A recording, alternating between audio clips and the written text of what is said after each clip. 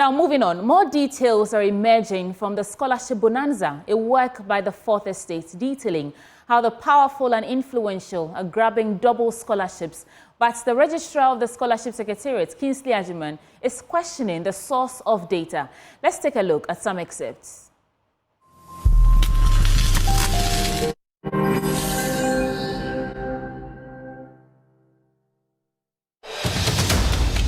Sorry to cut you, but I wanted to get your personal experience with the Secretariat, the Scholarship Secretariat.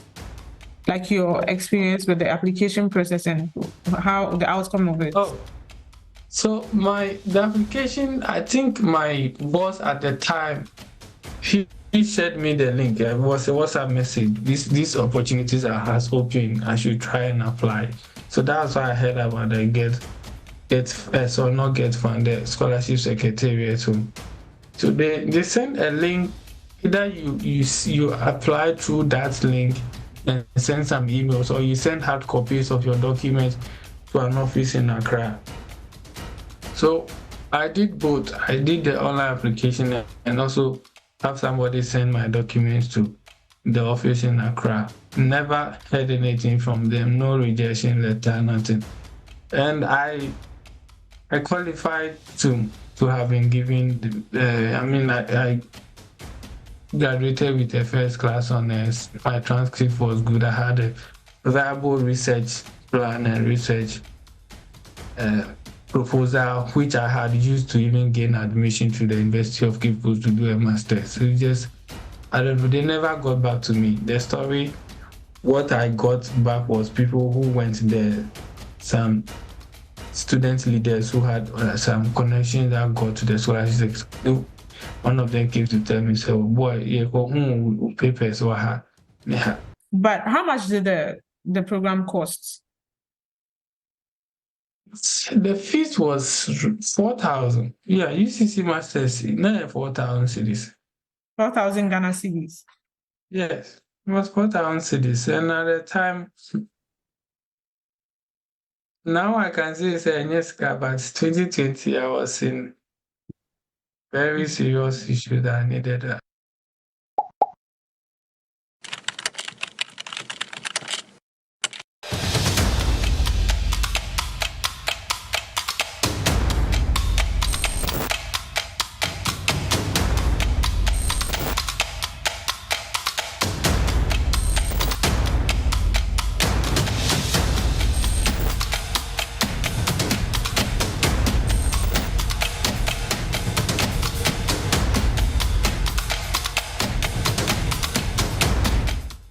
This is local. This is also local. This is also local. This is foreign. On this side. This is local. Local as well. So I think we should start with this. We should focus on this one. It's just a single one. Yeah. Mm.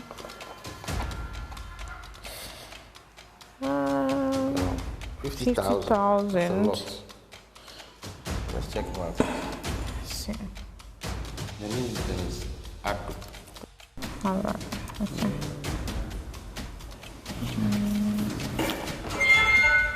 He has a nice portfolio. Seems like someone who is well accomplished. And oh, okay. It says here too that he was appointed to the board of the National Health Insurance Authority in 2017. Wow. This guy can certainly not be a needy person. He's not a needy person. He doesn't, his portfolio.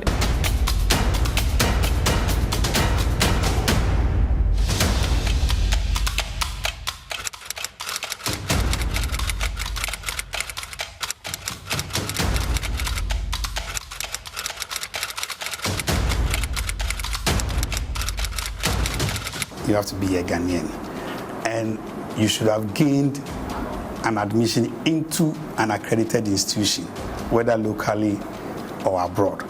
This was a question I asked during my orientation in 2017. When they were taking me through the kind of selection process, and they were mentioning need, that person has to be a needy person, this. So I asked, how do you sit in Accra and determine who a needy person is? Who a needy person is, where the person resides, let's say, up north or far east. Do you use voodooism? And I realized that it was more based on experience than a more rigorous system. So I began developing a decentralization process. So I know you might have heard. I was the first to introduce the scholarship decentralization application or selection system.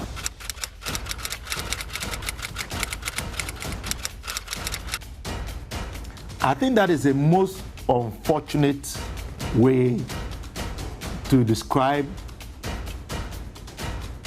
who deserves a scholarship. Because we know that we live in a society where some have and some don't have. So we speak about the haves and the have-nots. And in every society, it is always the collective thinking that opportunities be provided for those who don't have to also be able to survive, thrive, and contribute their quota. And so scholarships should be targeted at them. So when you just say, as you have said, that all you need to be a Ghanaian and to be able to provide evidence of admission, and that should be a basis for you to get a scholarship, I reject that definition, because that then creates room for an abuse of the scholarship scheme itself. So there's always a tightrope between meritocracy and need. Who is the Ghanaian, and how do you describe a needy person under the Ghanaian dispensation? If you want to go by the matrix or the standard of, let's say, we describing public servants as the middle class, it becomes very cagey. Because we know very well how much the middle class is paid. So if you say that we want to go by that criteria, or what matrix are we going to measure need? Now let's go through the highlights from this scholarship bonanza. This is from the Fourth Estate, saying the data we received from the Scholarship Secretariat showed that at least 17 people received multiple scholarships, which allow them to pursue different programs in 2 consecutive years or in 1 single year. Now, out of the 17 people, 10 people received multiple scholarships in 2 consecutive years, while 7 out of the 17 received multiple scholarships in that same year. And in the year 2019 and 2020, 237.5 million Ghana cedis was disbursed in 2019, and 200 million Ghana cedis was disbursed in 2020. That is from the Scholarship Secretariat.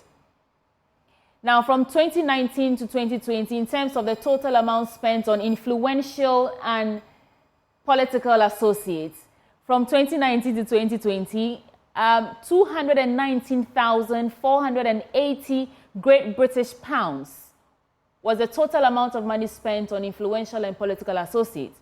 146,502 US dollars and 7,685 Canadian dollars was the money spent on influential and political associates.